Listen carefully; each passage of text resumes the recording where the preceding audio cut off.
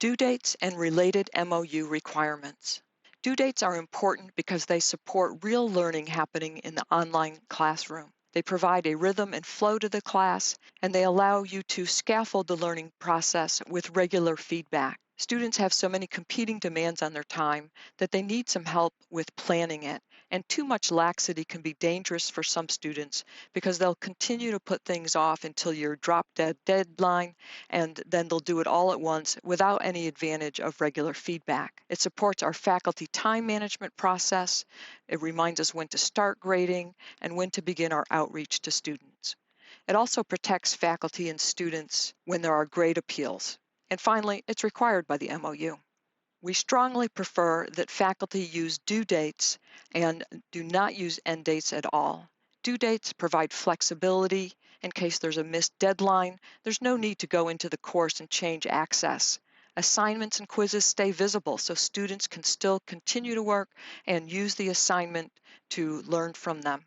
They allow faculty to send follow-up emails to students with reminders before and after the grading is over. We strongly advise against using end dates because they remove access to the assignment and they cause a number of problems. So before we get into this in more depth, let's look at calendars, schedules, and course schedules.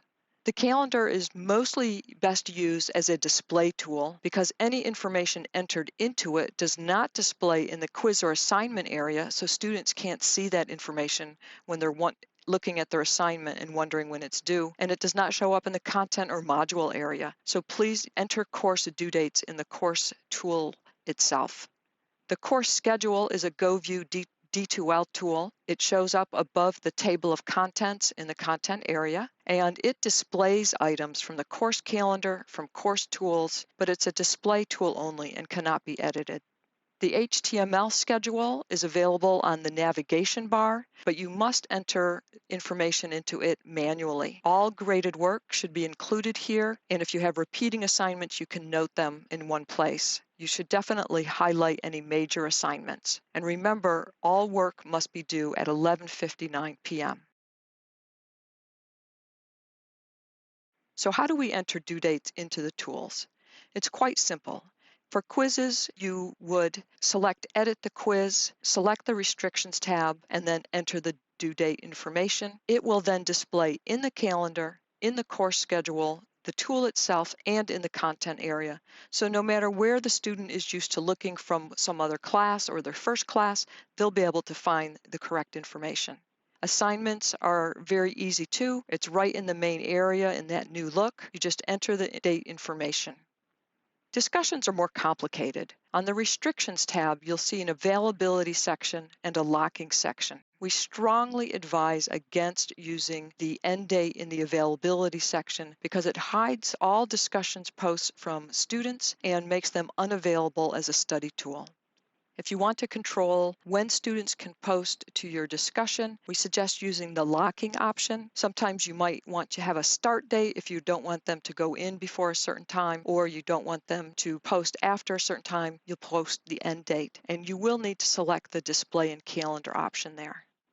Since discussions don't have a due date, I like to just enter the due date into the title of my discussion so that it shows up in the discussion tool and in the content area. And then I manually add the date to the calendar so that it shows up also in the course schedule. Of course, you'll also have to add this to the HTML schedule. The Manage Dates tool will make everything easier for you, so you don't have to go into each tool at the beginning of the term to enter dates. You can enter all of them in one place, but we wanted to show you how to access them just in case. If you go to the navigation bar in your course, all the way to the right, you might have to click on More, select Design, Course Admin, and then Manage Dates. Once the tool opens, you'll want to select specific tools, and then you can enter the check mark for quizzes, assignments, and even discussions there. Select Apply Filter. If you scroll down after selecting Apply Filter, you'll be able to enter the dates into those squares by just clicking on those little blue lines. You can enter the date and the time, 11:59 p.m. Since you're entering them all at once, you can just copy that time and then paste it into each time slot as you enter due dates for all of your quizzes. If you do decide to use a start date for availability, you'll also have to select the calendar option. Our recommendation is that you use the Manage Dates tool or enter due dates directly into Course Tools. For the discussions, use lock dates if you need to control when they can post, or else you can just enter a due date into the title and then add some due dates into the calendar. Remember to put all due dates of all graded work in that HTML schedule and then add additional entries to the calendar as desired.